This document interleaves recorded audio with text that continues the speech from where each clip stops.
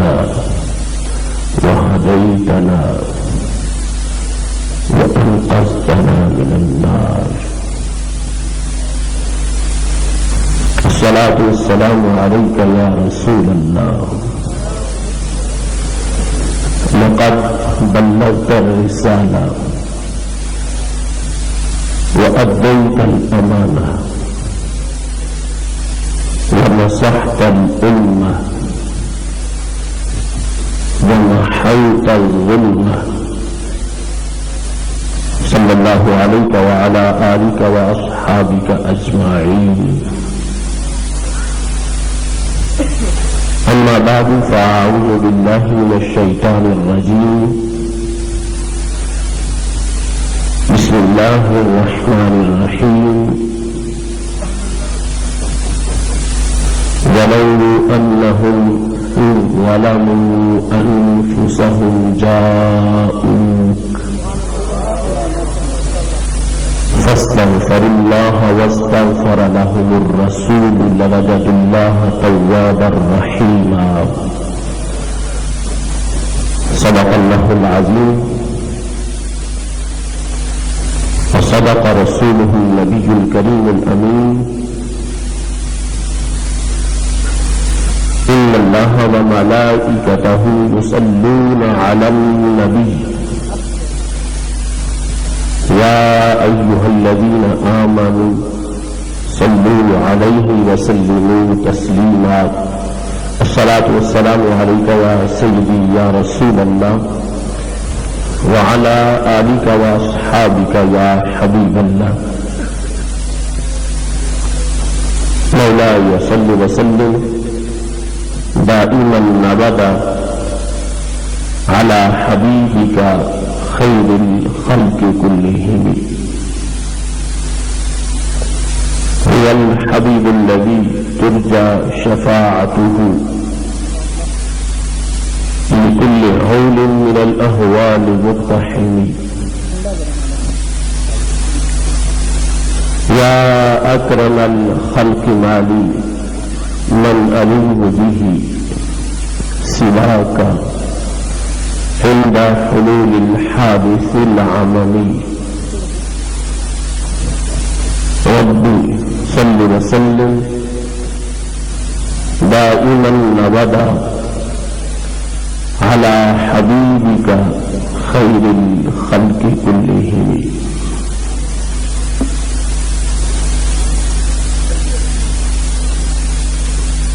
جس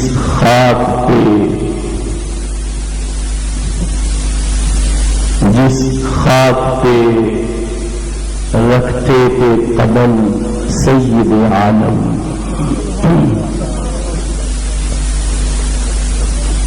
جس خاک پہ رکھتے تھے قدم سید عالم، اس خاک پہ قربان دل شیدا ہے ہمارا. خم ہو گئی پشت فلک اس تان زمین سے، خم ہو گئی پشت فلک اس تان زمین سے. سن ہم پہ مدینہ ہے وہ رتبہ ہے ہمارا. اے مدعیو اس خاک کو تم خاک نہ سمجھے، اس خاک میں مدفون شہ بطحا ہے ہمارا. ہم خاک اڑائیں گے گر وہ خاک نہ پائی، آباد رضا جس میں مدینہ ہے ہمارا. اللہ تبارک و تعالی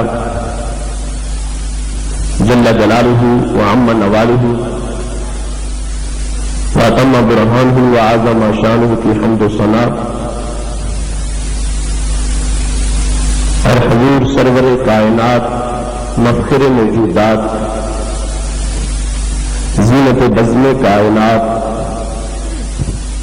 دستگیر جہاں غم گسار زمان سید سرزاراں حامی بے قسام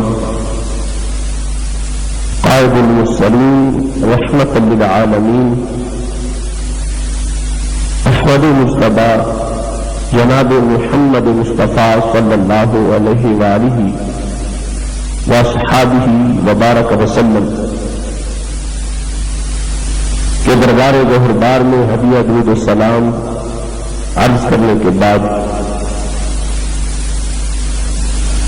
آفتاب شریعت محتاب طریقت حضرت قبلہ خواجہ غلام رسول صاحب توبیروی حفظہ اللہ تعالی سجادہ نشین آستانہ عالیہ طہورہ شریف سرپرست مرکزی جماعت اہل سنت پاکستان جگر گوشہ فقیہ اعظم شیخ الحدیث حضرت علامہ صاحبزادہ محمد محب اللہ نوری صاحب زندہ مجدہ محتمل مرکزی اہل سنت مرکزی جامعہ حنفیہ بصیر پور شریف فخر اہل سنت حضرت علامہ مولانا اللہ یار اشرفی صاحب زندہ مجدہ محتمل جامعہ رضا مصطفیٰ بھاول نگر بانی محفل محترم الحاج محمد رفیق انجم توبیروی صدر مرکزی جماعت اہل سنت پاکستان حویلی لکھا بزم فیضان مدینہ ارباب فکر دانش وارثان منبر و محراب نہایت ہی محتشم اور معزز سامعین حضرات، خالق کائنات جل جلالہ کے فضل اور توفیق سے ہم سب کو یہ سعادت بھرے لمحات حاصل ہیں کہ ہم فیضان مدینہ کانفرنس میں شریک ہیں۔ جب جو سوز کی ہوائیں چل رہی ہیں، عشق و مستی کا چراغاں ہے، رحمت عزتی کی برسات ہو رہی ہے، آنکھیں روشن ہیں، جبینیں کھلی ہوئی ہیں، اور لگتا ہے کیا مدینہ سے صدا آئی کہ پھولوں میں ہے آج کچھ نئی بو، بھینی بھینی پیاری پیاری واہ واہ،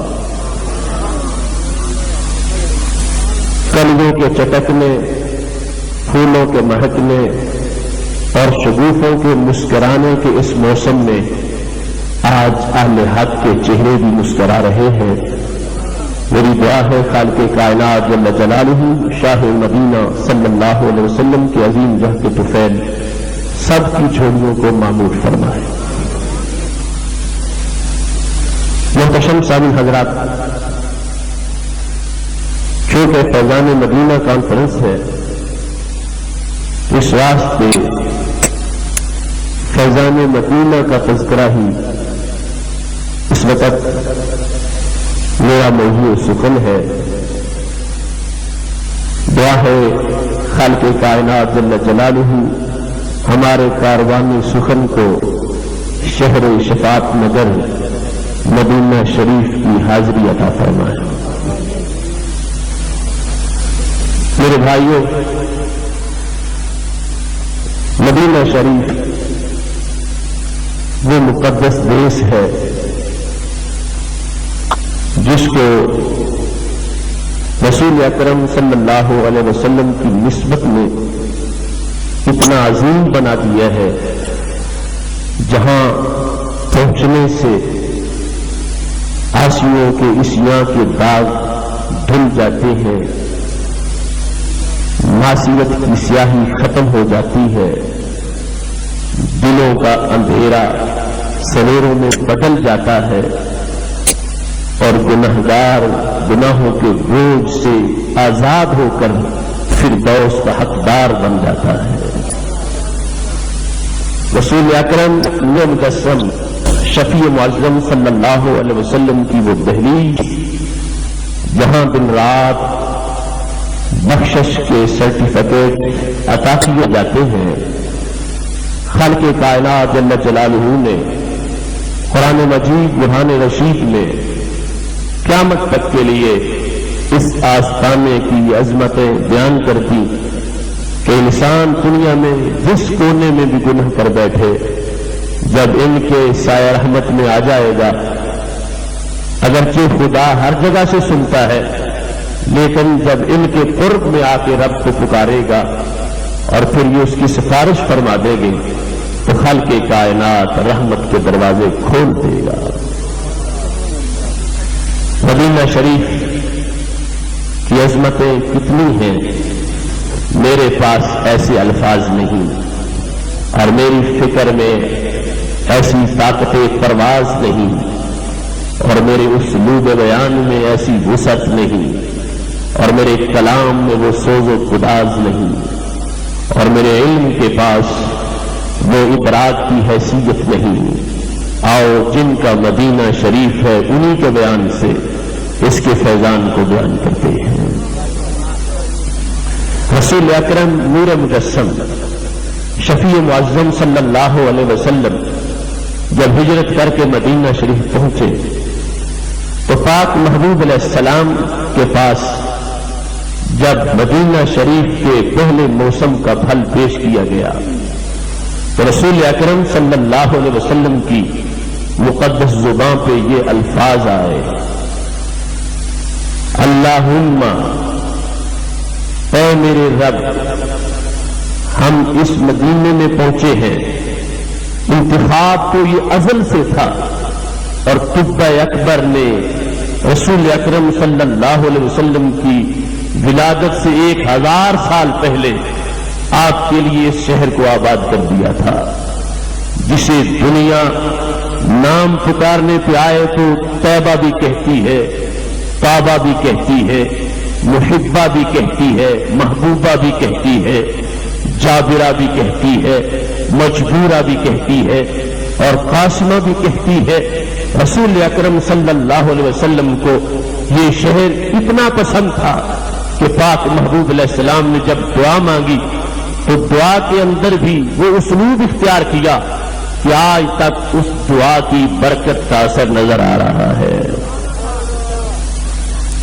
حالانکہ جب مکہ شریف سے ہجرت کر کے نکلے تھے، جامع ترمذی میں حدیث موجود ہے، مکہ شریف جہاں سے اسلام کا سورج طلوع ہوا اور جہاں نبی اکرم نور مجسم شفیع معظم صلی اللہ علیہ وسلم کے بچپن کا ایک ایک جلوہ ہر گلی بازار میں چمک رہا ہے، اس مکہ شریف کو جب محبوب علیہ السلام نے چھوڑا تو جی نہیں چاہتا تھا کہ چھوڑ کے نکلوں، پلٹ پلٹ کے مکہ کو دیکھا، بار بار یاد آئی اور کہا ما اطیبک من بلدۃ واحبک الی، مکہ تو میرا کتنا میٹھا شہر ہے اور تو کتنا میرا محبوب شہر ہے، لولا ان قومی اخرجونی منک ما سکنت غیرک، اگر یہ قوم مجبور نہ کر دیتی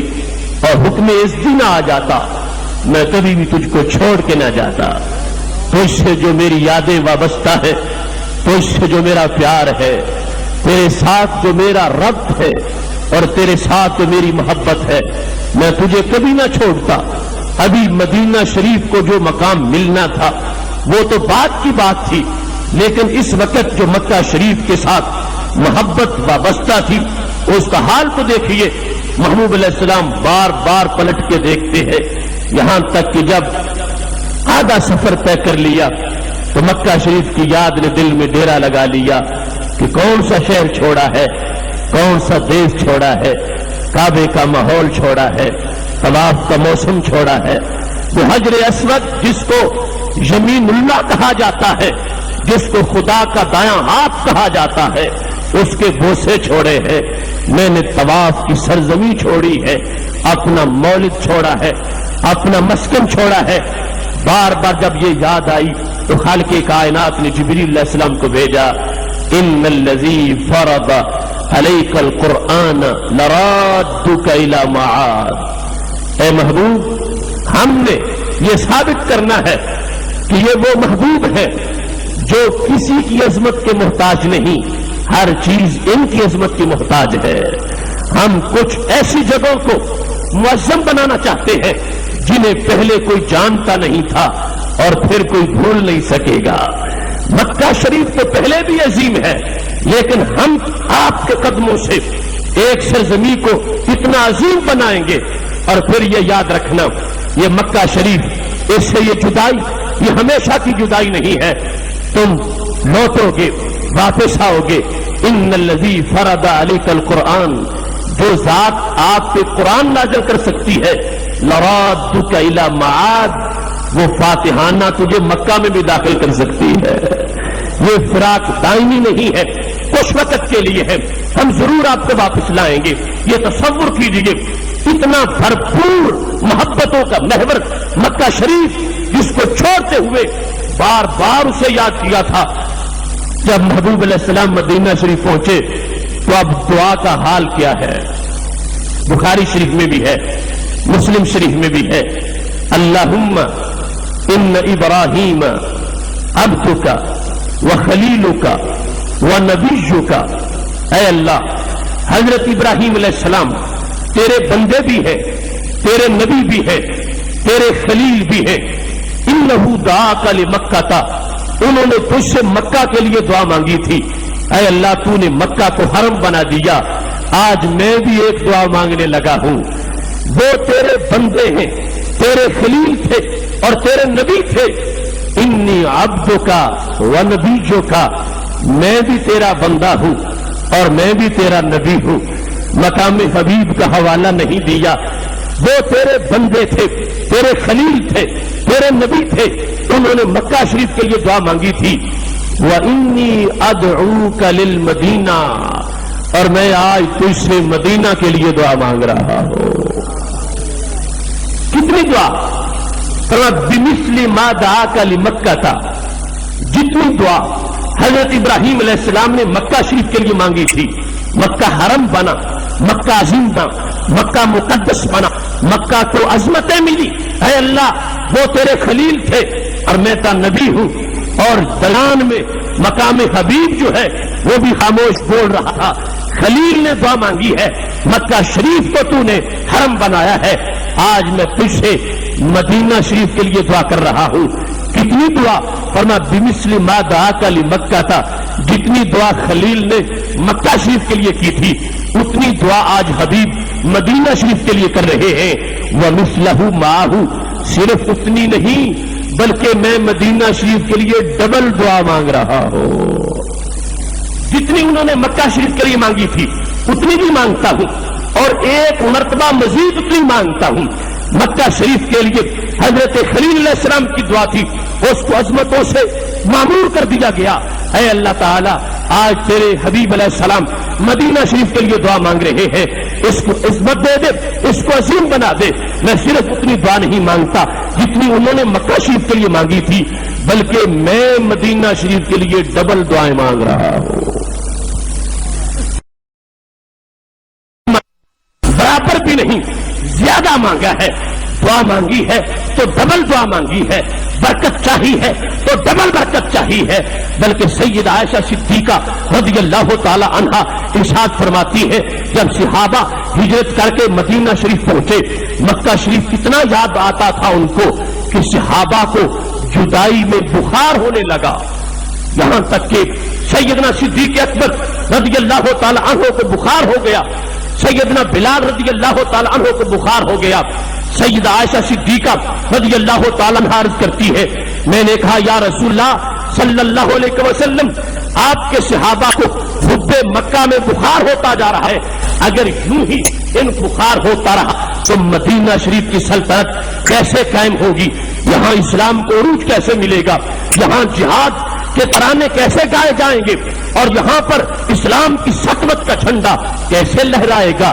ان کو مکہ شریف اتنا یاد آ رہا ہے. ان کے لیے دعا کیجیے, ان کے لیے بندوبست کیجیے. اب دیکھو محبوب علیہ السلام نے بھی پلٹ پلٹ کے مکہ شریف کو دیکھا تھا اور صحابہ کرام علیہم الرضوان کو بھی مکہ شریف کی محبت میں بخار ہوا ہے. لیکن اب میرے محبوب علیہ السلام نے ہاتھ اٹھائے ہیں. اللہم حبب الینا المدینہ کحبنا مکہ او اشد. اے اللہ میں تجھ سے دعا کر رہا ہوں اس مدینہ کو بھی ہمارا محبوب بنا دے, اس کو بھی ہمارا محبتوں کا محور بنا دے. یہ میرے صحابہ کو بار بار مکہ یاد آ رہا ہے. ان کا دل مدینہ شریف میں یوں لگا دے جس طرح کے دل مکہ شریف سے لگا ہوا تھا. حبب الینا المدینہ تھا, مدینہ شریف کی اتنی محبت دے کہ حبنا مکہ تھا, جتنی مکہ شریف کی محبت ہے او اشد, یا پھر مدینہ شریف کی محبت زیادہ عطا فرما دے.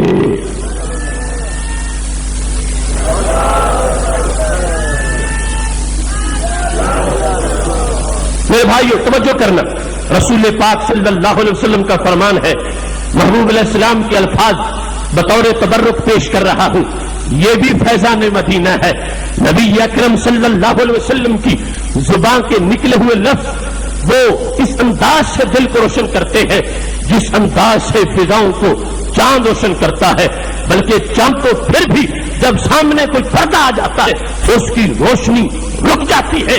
ماہ مدینہ کی روشنی تو وہ روشنی ہے وہ بیٹھتے مکہ شریف میں ہے. روشنی فارس کے سلمان تک پہنچتی ہے, وہ بیٹھتے دار ارقم میں ہے. روشنی عمر فاروق کے دل تک پہنچ جاتی ہے, وہ جلوہ گر تو گنبد خضرا میں ہے. ان کی روشنی ہر سینے کے اندر چمک رہی ہے. لہذا وہ محبوب علیہ السلام کے الفاظ جن کے بارے میں فرمایا تھا نذر اللہ عبدا سمع مقالتی فحفظها ووعاها واداها, اے اللہ اس بندے کو خوش رکھ, اس کا چہرہ چمکتا رہے اور تازہ رہے. کون سا بندہ؟ فرمایا جو میری حدیث کو سنتا ہے, یاد کر لیتا ہے, محفوظ رکھتا ہے اور پھر کسی کو سنا دیتا ہے. وہ الفاظ اور وحی کا نور مسلسل آپ کے سامنے پیش کر رہا ہوں. محبوب علیہ السلام نے مکہ شریف کے لیے برکت کی دعا کی تو ڈبل کی, اور مکہ شریف کی عظمت کی دعا کی تو حضرت ابراہیم علیہ السلام کی دعا سے ڈبل کی. اور جب محبت چاہی تو فرمایا یا اللہ یہ ہو, یا تو جتنی مکہ شریف کی محبت ہے اتنی ہی میرے چاہنے والوں کو مدینہ شریف کی محبت ہو, او اشدہ, یا پھر مدینہ شریف کی محبت زیادہ ہونی چاہیے. کسی حال میں بھی مدینہ شریف کی محبت مکہ شریف سے کم نہیں ہونی چاہیے. یا تو مکہ شریف کی محبت اور مدینہ شریف کی محبت برابر ہو, یا پھر مدینہ شریف کی محبت مکہ شریف پہ زائد عطا کر دی جائے. رسول پاک صلی اللہ علیہ وسلم کی اس دعا کی یہ تاثیر ہے. ہم اس وقت سے لے کر آج تک جب یہ منظر دیکھتے ہیں جہاں کہیں بھی محبت کے سمندر میں مد و جزر ہوتا ہے, اور جہاں کہیں بھی تقدس کی ہوائیں چلتی ہے, اور جہاں کہیں بھی عشق و مستی کا نصاب پڑا جاتا ہے, اور جہاں کہیں بھی صداقت کا نور چمک رہا ہے, ہمیں کائنات کے ہر اس منظر میں محبوب علیہ السلام کی دعا کا یہ اثر نظر آتا ہے کہ جب بھی زبان سے لفظ نکلتے ہیں, جب بھی عشق کی بات چلتی ہے, شاعر لکھتا ہے, ادیب بولتا ہے, مصنف کا قلم چلتا ہے, محدث کا بیان ہوتا ہے, مفسر کی تفسیر ہوتی ہے, یا شاعر کی شرح ہوتی ہے, ہر انداز کے اندر ہمیں مدینہ شریف کی محبت کا منظر جدا نظر آتا ہے.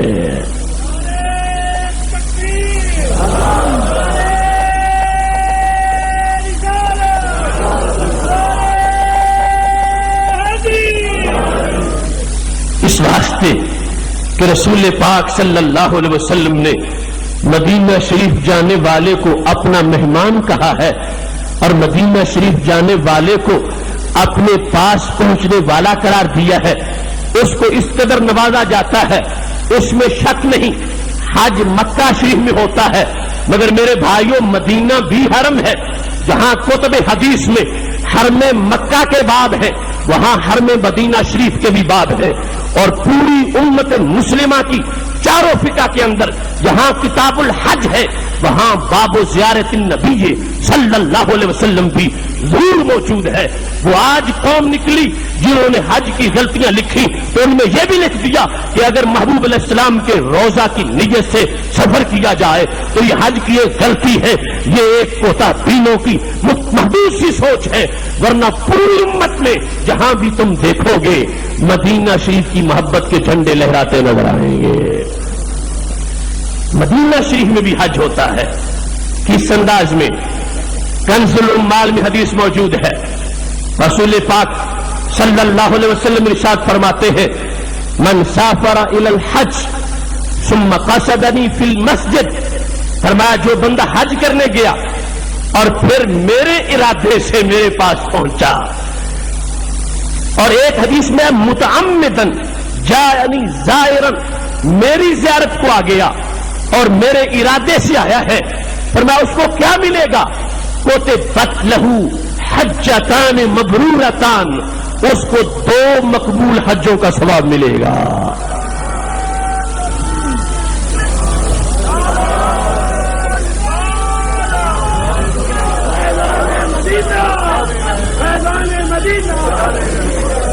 میرے بھائیو غور سے سننا، میں کسی مفتی کا فتویٰ بیان نہیں کر رہا، میں کسی مفکر کی فکر کا حوالہ نہیں دے رہا، میں اس زبان کی بات کر رہا ہوں جب تک وحی یوحا کی تار نہیں ملتی اس وقت تک وہ زبان نہیں ہلتی، اس مقدس زبان کا فرمان تمہیں سنا رہا ہوں۔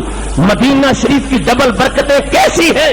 مکہ شریف میں کرے تو حج ہوتا ہے، مدینہ شریف وہ ہے جہاں سے مکہ شریف کا کیا ہوا حج بھی مقبول ہوتا ہے اور ساتھ ایک مزید حج کا ثواب مل جاتا ہے۔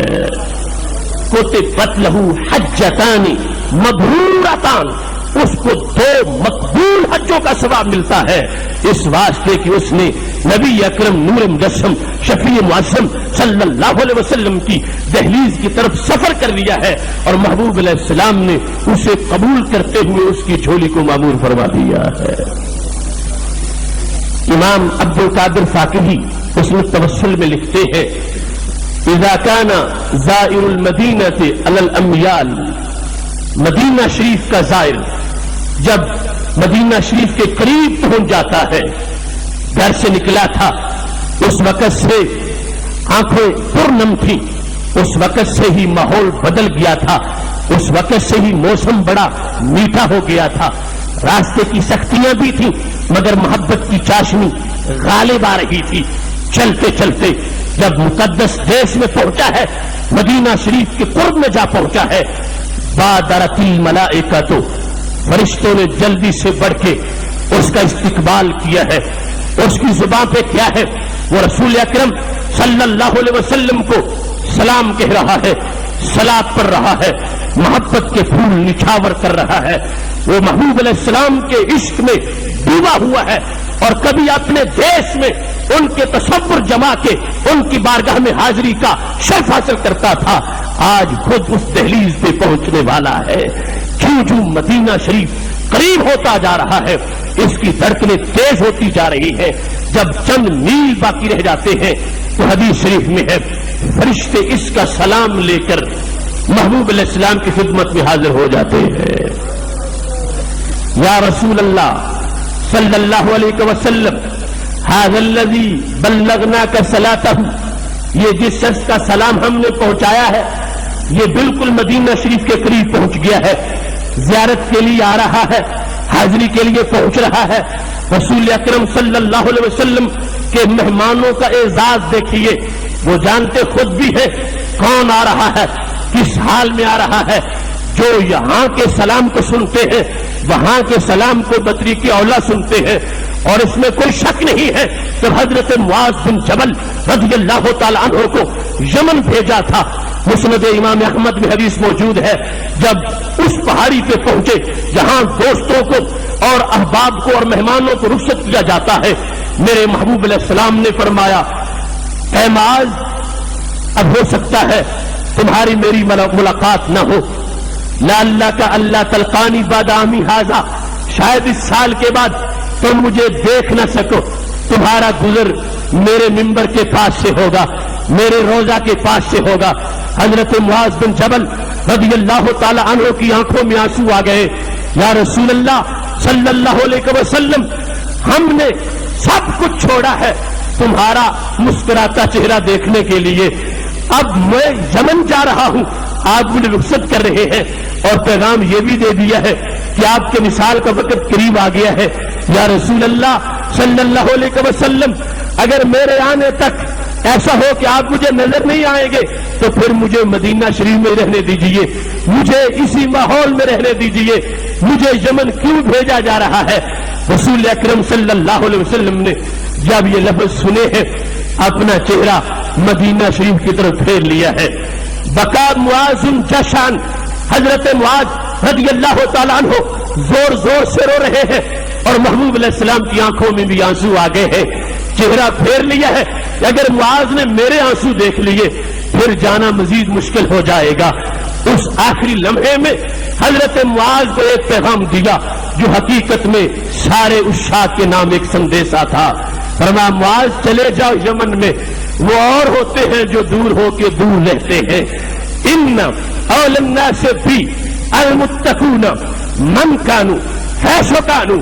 فرمایا معاذ جو بھی ہو، جہاں بھی ہو، چھوٹا ہو، بڑا ہو، عربی ہو، اجمی ہو، گورا ہو، کالا ہو، وہ جہاں بھی ہو، وہ مکہ شریف میں ہو، مدینہ شریف میں ہو، کوفہ میں ہو، بصرہ میں ہو، ہند میں ہو، سندھ میں ہو، جس کو تقوی کی دولت نصیب ہے وہ جہاں بھی ہے میرے قریب ہے. تم گھبراؤ نہیں، یمن چلے جاؤ، دوری نہیں ہوگی. ان اول الناس بی المتقون من کانوا حیث کانوا. قیامت تک کے عاشقوں کو یہ سندیشہ دے دیا، کبھی اپنے آپ کو مجھ سے دور نہ سمجھنا. تو یہ قرب تو ویسے بھی تھا، لیکن اب جب عاشق مدینہ شریف کے قریب پہنچ گیا ہے تو پھر اس کے لیے ماحول بھی بدلتا جا رہا ہے. فرشتے جب یہ کہتے ہیں وہ آ گیا ہے تو سرکار فرماتے ہیں تلقو بالترحیب. فرشتوں جاؤ اسے مرحبا کہو، جتنے آ رہے ہیں ان کا استقبال کرو. کس انداز سے؟ تم صافحو انی الرکبان، ان میں سے جو سواریوں پہ بیٹھے ہوئے ہیں ان کے ساتھ تم میری طرف سے مصافحہ کرو. فرشتوں یہ تمہاری ڈیوٹی ہے، ان کے ساتھ مصافحہ کرو. جو سواریوں پہ بیٹھے ہوئے ہیں ان کے ساتھ مصافحہ کرو. وَقَانِتُ أَنِّي الْمُشَاة. فرشتوں میرے جو عاشق قدموں پہ چلتے آ رہے ہیں میری طرف سے ان کے ساتھ معانقہ کرو. یہ تمہاری ڈیوٹی ہے، تمہاری ذمہ داری ہے. مہمان میرے ہیں، تم ان کا استقبال کرو. اور تمہارے ذمے کیوں لگا رہا ہوں؟ محبوب علیہ السلام کے لفظ تو سنیے. فرمایا لولا حجاب المدینہ لتلقیتہم ماشیہ. اے فرشتوں، اگر مدینے کا یہ حجاب نہ ہوتا جو میں نے مزار کا خود قبول کر لیا ہے، لتلقیتہم ماشیہ، میں ان عاشقوں کا پیدل چل کے استقبال کرتا.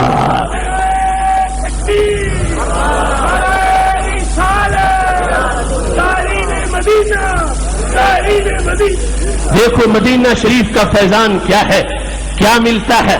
فرشتوں تم استقبال کرو. لولا حجاب المدینہ لتلقیتہم ماشیہ. اگر مدینے کا پردہ نہ ہوتا میں خود استقبال کر لیتا، میں خود ان کو وصول کرتا. میرے ہیں، میں نے بلائے ہیں. میں نے کہا تھا من حج ولم یزرنی فقد جفانی. جو حج تو کرے میرے پاس نہ آئے اس نے جفا کی ہے، وفا نہیں کی. میں نے یہ کہا تھا من وجد ساعۃ ولم یات فلیس لہ عذر، کہ جس کے پاس پیسے تھے پھر بھی مجھے ملنے نہیں آیا میں کوئی عذر اس کا قبول نہیں کروں گا. فرشتوں میں نے بلایا تھا اور رب نے میرے پاس بھیجے ہیں. جاؤ کا کہا ہے استقبال میں خود کرتا، لیکن میں نے اس حجاب کو خود قبول کیا ہے. جب آخری وقت تھا میرے پاس اسرائیل آئے تھے. طبرانی نے معجم کبیر میں لکھا ہے سرکار کے پاس جب روح قبض کرنے کے لیے آئے تھے پوچھا جئتنی زائرہ ام قابضہ. اے اسرائیل زیارت کے لیے آئے ہو یا روح قبض کرنے کے لیے آئے ہو؟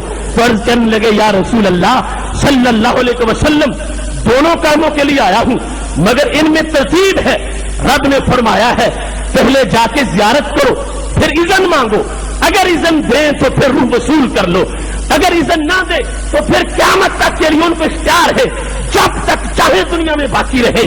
ابھی اسرائیل بیٹھے تھے، فرمایا این ترکت خلیلی جبریل، اسرائیل تم تو آئے ہو، میرے دوست جبریل کو کہاں چھوڑ آئے ہو؟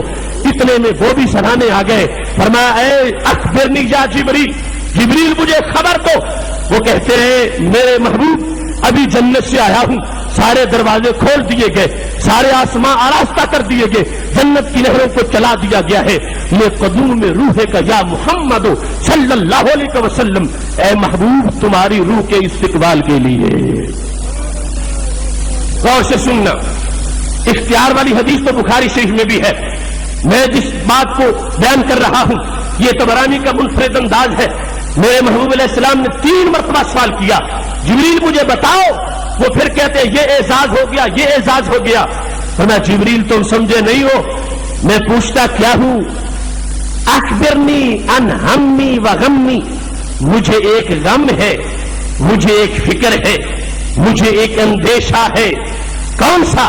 فرمایا مل قراء القرآن من بعدی، میں خدا کے پاس چلا تو جاؤں مگر میرے بعد قرآن پڑھنے والوں کا سہارا کون ہوگا؟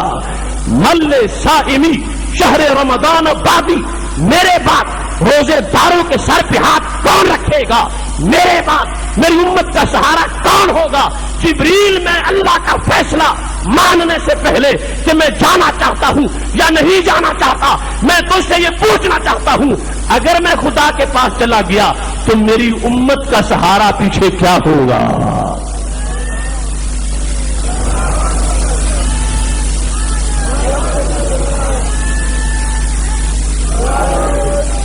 جبریل علیہ السلام کہنے لگے یا رسول اللہ صلی اللہ علیہ وسلم، یہ فیصلہ تو پہلے ہو چکا ہے اور معراج کی شب اس کا اعلان بھی ہوا تھا، میں پھر دہرا دیتا ہوں۔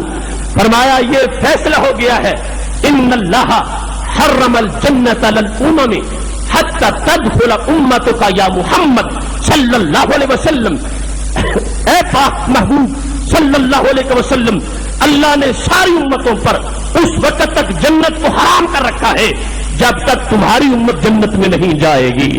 تمہاری امت اول بھی ہے، تمہاری امت آخر بھی ہے، آخر ہے دنیا میں آنے کے لحاظ سے، اول ہے جنت سجانے کے لحاظ سے۔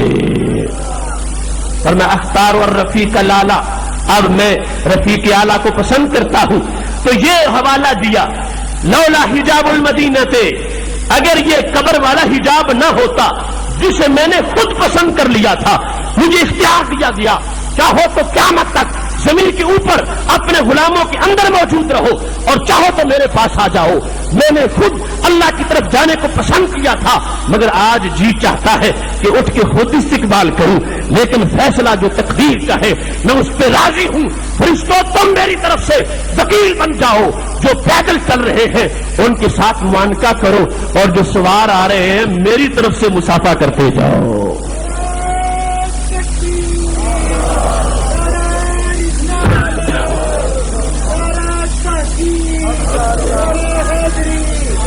میرے بھائیوں، فرمایا پھر بھی میں اس پہ اکتفا نہیں کروں گا، لیکن اؤدی حقوقہم یوم لا یجدون وسیلۃ الا محبتی۔ فرمایا آج دنیا میں تو پھر بھی لوگ کچھ نہ کچھ موجود ہیں، ان کی مدد کرتے ہیں، رہنے کے لیے سامان موجود ہے۔ فرمایا میں ان کو اس دن حق دوں گا جب تاجوروں کے پروٹوکول ختم ہو چکے ہوں گے اور بڑے بڑے نواب جلس رہے ہوں گے، کسی کا کوئی اعزاز نہیں ہوگا۔ فرمایا جو آج مجھے ملنے آئے ہیں حشر کے میدان میں کھڑا ہو جاؤں گا، اپنے ہاتھوں سے کوثر کے جام پلاؤں گا، ان کا اعزاز اس دن میں پورا کر دوں گا۔ آج فرشتوں تمہاری ڈیوٹی لگا رہا ہوں، لیکن حشر کے میدان میں سارے حقوق پورے کر دوں گا۔ مدینہ شریف کا فیضان کتنا بڑا فیضان ہے۔ رسول اکرم نور مجسم شفیع معظم صلی اللہ علیہ وسلم کی بارگاہ اتنی بڑی بارگاہ ہے، صحابہ کرام علیہم رضوان نے وہیں سے سارا فیضان لیا، دین کا بھی دنیا کا بھی، خدا کی طرف جانے والا راستہ بھی وہیں سے ملا، اور دنیا میں ہر طرف اپنا غلبہ اور اپنا تسلط جمانے کا فیصلہ بھی وہاں سے ملا. اگر بارشیں نہیں ہوتی اسی دہلیز سے بارشوں کا سامان ہوتا ہے, اور اگر جنت لینے کا وقت آتا ہے تو اسی دہلیز سے فردوس تقسیم ہوتی ہے. کیا یہ صحابہ کرام علیہم رضوان کا عقیدہ نہیں تھا؟ حضرت فاروق اعظم رضی اللہ تعالیٰ عنہ کا دور ہے. فتح الشام میں لکھا ہے حضرت کعب احبار رضی اللہ تعالیٰ عنہ نے جب کلمہ پڑھا تھا تو اس کو کیا پیشکش کی تھی؟ امیر المومنین نے حضرت عمر رضی اللہ تعالیٰ عنہ نے کہا تھا هل لك ان تسير معي الى المدينة وتزور قبر النبي صلی اللہ علیہ وسلم. اے کعب تم آسمانی کتابوں کے ماہر ہو, تمہیں بہت کچھ آتا ہے, تم مسلمان ہوئے ہو, میں تمہیں اسلام دکھانا چاہتا ہوں. تو امیر المومنین نے کیا دکھایا اسلام کا؟ ان کو کون سی چوٹی ہے, کون سا قبۃ الاسلام ہے؟ آج لوگوں کو بولتے ہوئے اپنی بے لگامی کا احساس نہیں ہوتا, اور محبوب علیہ السلام کی قبر شریف پر بہت سی پھپتیاں کس جاتے ہیں. یہ وہ بارگاہ ہے جس کو عمر فاروق اسلام کی قرآن سمجھتے ہیں. اور کعب احبار کو کہا آؤ تم سرکار کو نہیں دیکھ سکے, میں تمہیں سرکار کا مزار دکھانا چاہتا ہوں. اس جگہ سے کیا ملتا ہے؟ حضرت عثمان غنی رضی اللہ تعالیٰ عنہ کو باغیوں نے گھیرا ہوا ہے. تجویز پیش کی گئی کہ یا تو مکہ شریف چلے جاؤ, یا پھر یہاں جنگ کا اعلان کر دو, فوج وفادار ہے, یا پھر شام چلے جاؤ اور وہاں تمہارا دفاع ہو جائے گا. دو تجویزیں جو تھیں مکہ شریف جانے والی وہ بھی مسترد کر دی, اور کہا اپنے خون کے لیے اس شہر کی بے حرمتی نہیں ہونے دوں گا. تیسرے نمبر پہ جو کہا تھا کہ شام چلے جاؤ, تو جواب کیا تھا؟ فرمایا لن افارق دار ہجرتی و مجاورت رسول اللہ صلی اللہ علیہ وسلم. اے مجھے مشورہ دینے والوں, مجھے شام جانے کا مشورہ مت دو. یہ مدینہ وہ گھر ہے جو ہم نے مکہ چھوڑ کے بنایا تھا. اگر اس سے کوئی بڑی جگہ ہے تو وہ مجھے بتاؤ. خدا کی قسم ہے یہاں پہ شہید ہو جانا مجھے شام میں زندہ رہنے سے بہتر لگتا ہے.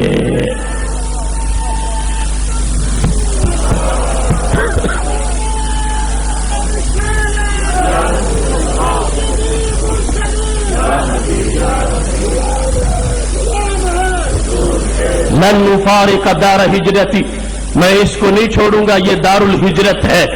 ومجاورت رسول اللہ صلی اللہ علیہ وسلم, یہاں سرکار کا پڑوس مجھے حاصل ہے. یہ جو قرب ہے یہ خاص قسم کا ہے. شام جانے میں بھی قرب تو ملے گا, مگر ایسا نہیں ہوگا میں وہاں جا کے جان تو بتا سکتا ہوں مگر قرب کی مٹھاس نہیں پا سکوں گا. مجھے یہاں شہید ہو جانا منظور ہے, اس واسطے کہ جب ان کے قدموں میں جان نکلے گی سب سے پہلے اسی بارگاہ کا بوسہ لے گی. اس فیض پر ہمیشہ صحابہ کرام کا عقیدہ رہا, یہاں تک کہ حضرت بلال بن حارث رضی اللہ تعالی عنہ سرکار کی دہلیز پہ حاضر ہوتے ہیں. مصنف ابن ابی شیبہ اور درجنوں ماخذ میں حدیث موجود ہے. قحط پڑا ہوا ہے, بارش نہیں ہوتی. بلال بن حارث محبوب علیہ السلام کی دہلیز پہ آ کے کھڑے ہو گئے ہیں. لب واہے, آنکھیں بند ہیں, پھیلی ہے جھولیاں, کتنے مزے کی بھیک تیرے پاک در کی ہے. کہتے ہیں یا رسول اللہ صلی اللہ علیہ وسلم. سرکار کا وصال ہو چکا ہے اور محبوب علیہ السلام قبر شریف میں موجود ہے. درمیان میں کروڑوں میل کی بلہر مسافت ہے, کیونکہ برزخ کا جہاں اور ہے اور دنیا کا جہاں اور ہے. حضرت بلال بن حارث وہی نعرہ لگا رہے ہیں, اے سنی جو تیری مسجد سے گونجتا ہے, جو تیری محفل سے گونجتا ہے, جو تیرے دماغ سے گونجتا ہے, جو تیرے دل سے گونجتا ہے, جو تیری مسجد کے محراب پہ لکھا ہے, جو تیرے گھر کی زمین پہ لکھا ہے, وہی نعرہ جو تیرے سینے پہ بھی ہے, جنت کے پتوں پہ بھی ہے, عرش کے تاج پہ بھی لکھا ہے یا رسول اللہ صلی اللہ علیہ وسلم. یہ نعرہ لگاتے ہوئے حضرت بلال بن حارث نے دعا کی ہے, اس تسقل امتی کا, محبوب امت کے لیے بارش کا بندوبست کیجیے. انہم ہلکو, یہ تو ہلاک ہوتے جا رہے ہیں. اگر معاذ اللہ عقیدہ یہ ہوتا کہ وہ مٹی میں مل گئے ہیں تو ایسے لفظ کہاں سے نکلتے؟ حضرت بلال بن حارث در رسول پہ کھڑے ہیں, مدینہ شریف کی سرزمین ہے, اور یا رسول اللہ صلی اللہ علیہ وسلم کا نعرہ لگاتے ہوئے جس وقت بارش چاہتے ہیں, مدد مانگتے ہیں, تو کیا ہوتا ہے جب سوتے ہیں قسمت کا ستارہ پھر بیدار ہوتا ہے. سرکار نظر آتے ہیں اور یہ فرماتے ہیں اخبر عمرا انہم یسقون، اے بلال جا کے تم میری عمر کو کہہ دو گھبرانے کی بات نہیں ہے، خدا بارش برسا دے گا.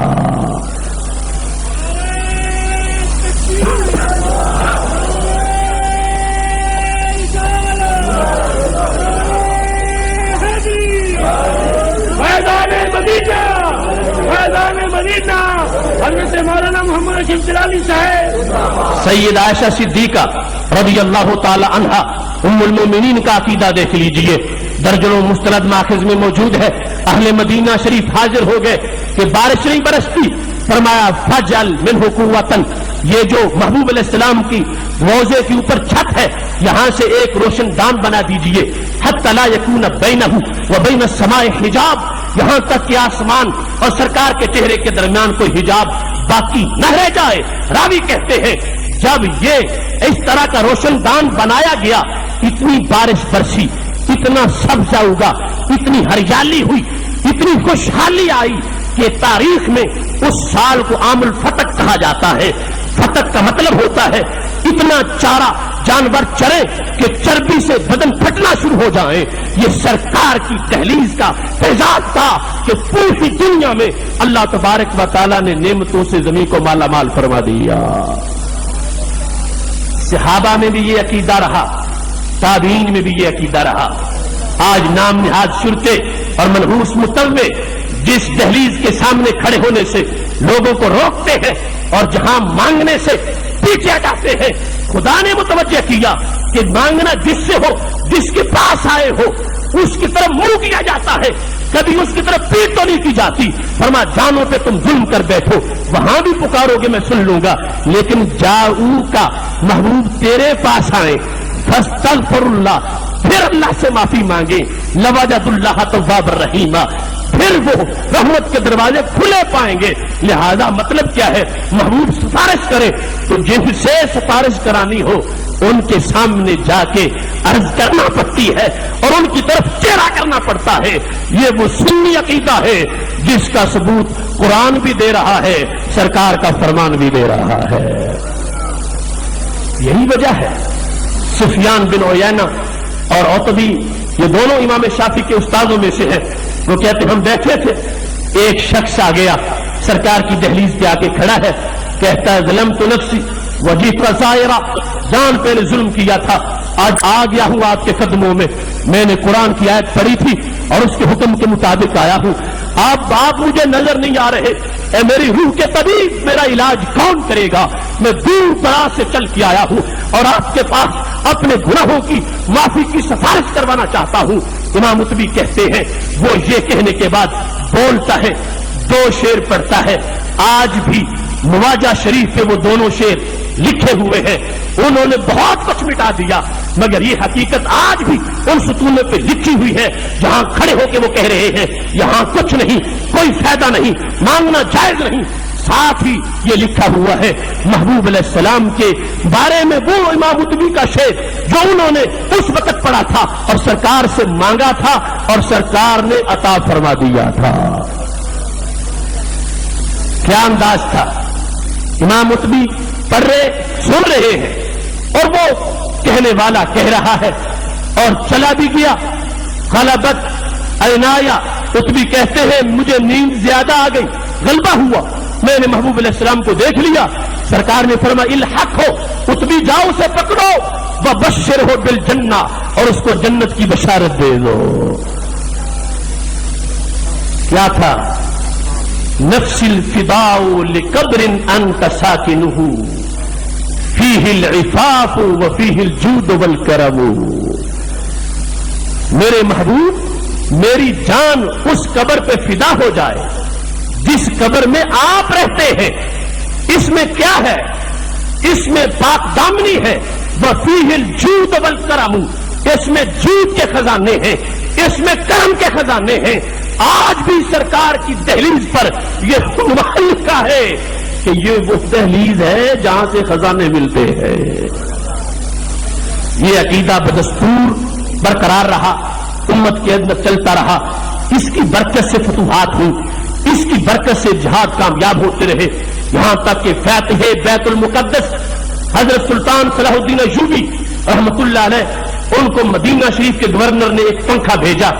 فتح المتعال میں حدیث موجود ہے، اثر یہ موجود ہے، روایت موجود ہے کہ پنکھا دے کر قاصد جب روانہ کیا تو اس پنکھے پہ یہ لکھا تھا، یہ وہ تحفہ ہے اے ایوبی، آج تک تجھے کسی نے نہیں دیا ہوگا، تم تو کیا تمہارے باپ کو بھی کسی نے نہیں دیا ہوگا۔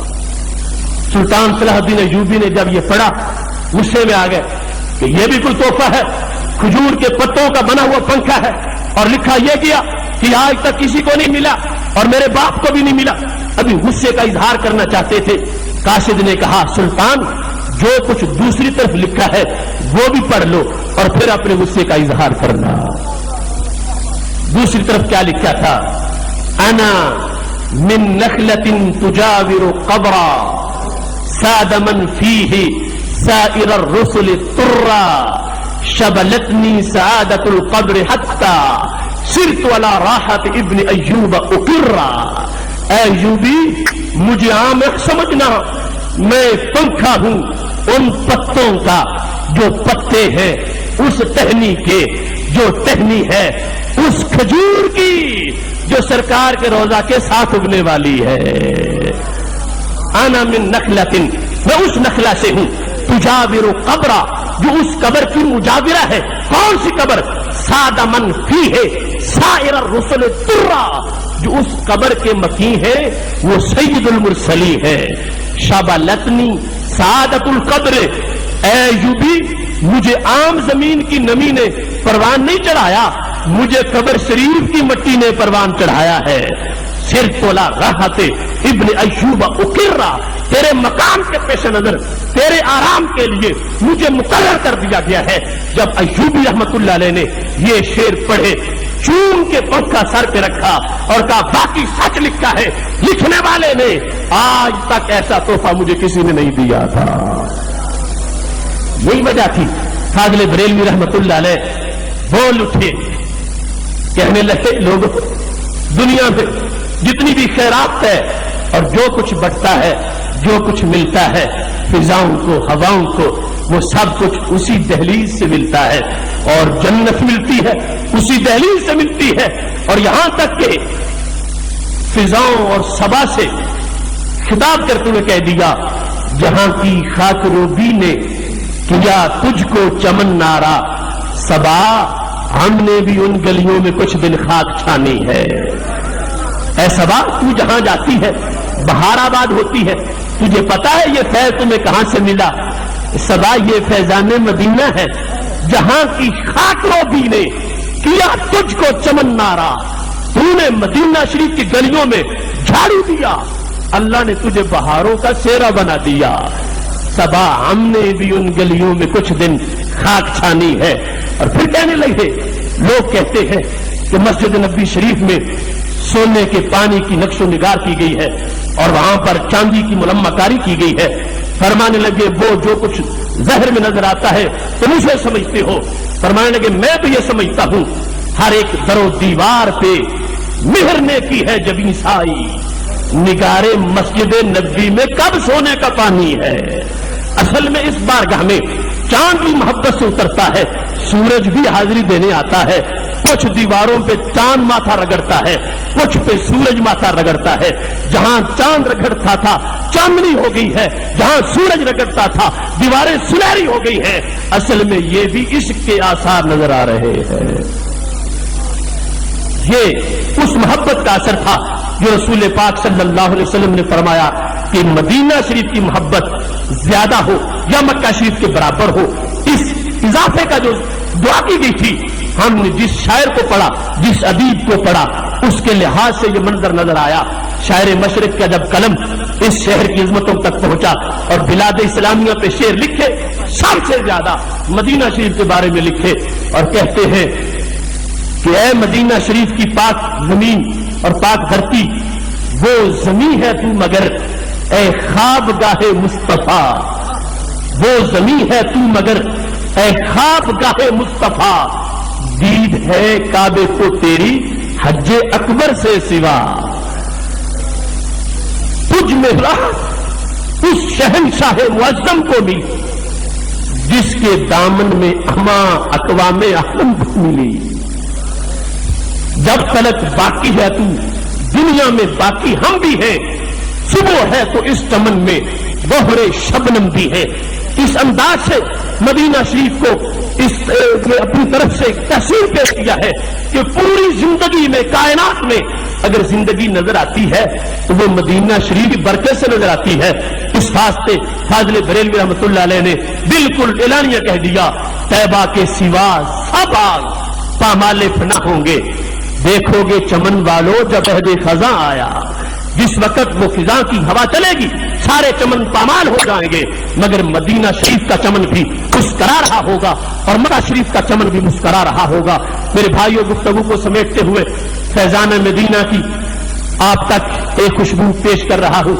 اس مدینہ شریف کا فیضان اتنا ہے اور اتنی جہاد کا ہے گنتی میں نہیں آتا. پاک آنکھ بھی اس کا فیضان ہے اور پاک کان بھی اس کا فیضان ہے. چمکتا دل بھی اس کا فیضان ہے اور چمکتا چہرہ بھی اس کا فیضان ہے. تہجد کی آہ بھی اس کا فیضان ہے اور آنکھ سے ٹپکتا آنسو بھی اس کا فیضان ہے. حج کا منظر بھی اس کا فیضان ہے اور تعلیم قرآن و سنت بھی اس کا فیضان ہے. فیضان اس کا اتنا ہے اگر جس زمین میں محبوب علیہ السلام کا پیکر ہو وہاں کے پنکھے اسلام کے فاتحین کو حوصلہ بخشتے ہو تو محبوب علیہ السلام کے پیکر کا فیضان کس قدر زیادہ ہوگا. یہ بات بھی آج کی ایک حقیقت ہے. لوگوں نے اپنی طرف سے افسانے بنا لیے, اپنی طرف سے مسلک بنا لیے, ڈیڑھ دین کی مسجد بنا لی. اے حق والو اور سچ والو, خوشبو والو اور نور والو, حجاز کے سوز والو, صفا کے پیغام والو, مکہ شریف کی عظمتوں کے امینوں اور کعبہ کے فیضان کے وارثوں اور مدینہ شریف کے فیضان کے امینوں, یہ عقیدہ جو آج تمہارے دل میں رہتا ہے یہ حقیقت میں مدینہ شریف کا ہی فیضان ہے. اس واسطے کہ صحیح مسلم میں حضرت اسماء بنت ابی بکر رضی اللہ تعالی عنہا ان کے پاس ایک جبہ تھا. اس جبے کے بارے میں کہتی ہے لوگوں نحنو نغسلھا للمرضى نستشفی بہا, ہم میں سے جو بیمار ہو جاتا ہے ہم اس جبے کو دھو کے اس کا پانی نچوڑ کے بیماروں کو پلاتے ہیں, شفا مل جاتی ہے. اب وہ لوگ جن کے نزدیک اللہ کے سوا اللہ کے اذن سے بھی کسی کو سرکار کی بارگاہ سے کچھ نہ ملتا ہو وہ فیضان مدینہ کی جھلک کیسے دیکھ سکتے ہیں؟ یہ سنی ہے جس کا اس وقت بھی یہ عقیدہ تھا. اسماء بنت ابی بکر صحابیہ ہے جن کے باپ صحابی, جن کے بیٹے صحابی, جن کے بھائی صحابی, جن کے شوہر نامدار صحابی, وہ اس بات کو واضح کر رہی ہے اللہ کے اذن کے بغیر پتا بھی نہیں ہل سکتا. مگر فیضان مدینہ کا یہ کمال ہے جو کپڑا سرکار کے پیکر سے لگ جاتا ہے مشکل کشا بھی ہوتا ہے, حاجت روا بھی ہوتا ہے.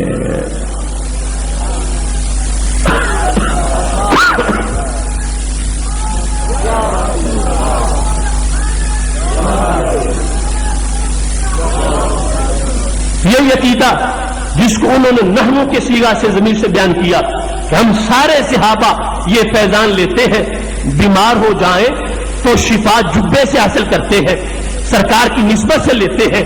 آج وہ عقیدہ ہمارے پاس موجود ہے. اس واسطے میں تو ببانگ دہل کہتا ہوں اتنی خوشبو پھولوں میں بھی نہیں جتنی خوشبو سنیوں تمہارے عقیدے میں ہے, اور اتنی چمک آفتاب میں بھی نہیں جتنی چمک تمہارے اعتقاد میں ہے, اور اتنی روشنی ستاروں میں نہیں جتنی روشنی تمہاری براہین میں ہے, اور اتنی قوت پہاڑوں میں بھی نہیں جتنی مضبوطی تمہارے ایمانوں میں ہے. صرف جاگنے, بیدار ہونے اور متحرک ہونے کی ضرورت ہے. دیکھو گے پوری کائنات تمہارے شانہ بشانہ نظر آئے گی. میں ببانگ دہل کہتا ہوں یہ زمین بھی سنی ہے, وہ آسماں بھی سنی ہے, جلوائے خورشید سنی, کہکشاں بھی سنی ہے, قطرائے شبنم بھی سنی, باغباں بھی سنی ہے, لفظ کی تاثیر سنی, داستان بھی سنی ہے, مایہ ملت بھی سنی, نگاہ باں بھی سنی ہے. اہل سنت کے جیالو باندھ لو گر تم کمر, نظر آئے گا تمہیں سارا جہاں ہی سنی ہے۔ صرف اپنے مدارس کو مضبوط کیجئے، اپنے شیوخ کے ساتھ اپنا تعلق مضبوط رکھیے، اپنی تنظیموں کو متحرک کیجئے، جہاں کہیں مسلک کا کارواں آپ کو آواز دے وہاں پہنچ جائیے، اپنی زندگی کا اپنے عقیدے کے اظہار سے ثبوت دیجئے۔ بدبو والے دکان میں بیٹھے ہو پھر بھی بدبو پھیلاتے ہیں، فیکٹری میں ہو پھر بھی، کارخانے میں، دفتر میں، کھلیان میں، کھیت میں، ہر جگہ خوشبو والو تم بھی اپنی خوشبوؤں کے ڈھکن اتار دو۔ شکوہ ظلمت شب سے کہیں بہتر ہے اپنے حصے کی کوئی شمع جلاتے جائیے۔ آپ تھوڑی سی خوشبو ظاہر تو کریں، خود بخود بدبو اپنی موت آپ مر جائے گی اور ہر طرف تمہارے عقیدے کا پرچم لہرا جائے گا۔ اسی احساس کا ثبوت دینے کے لیے جمعیت علماء پاکستان نے مینار پاکستان پر 28 مارچ کو آل پاکستان میلاد مصطفیٰ صلی اللہ علیہ وسلم کانفرنس کا اعلان کیا ہے۔ اصل میں یہ اعلان امام الاثر قائد ملت اسلامیہ حضرت علامہ شاہ احمد نورانی صدیقی رحمۃ اللہ علیہ نے کیا تھا۔ وہ خالق حقیقی کو جا ملے، ان کے اعلان کو عملی جامہ پہنانے کے لیے 28 مارچ کو لاہور داتا کی نگری میں بہت بڑی آل پاکستان میلاد مصطفیٰ صلی اللہ علیہ وسلم کانفرنس منعقد ہو رہی ہے۔ آپ سے شرکت کی امید کرتا ہوں۔ وآخر دعوایا ان الحمد للہ رب العالمین۔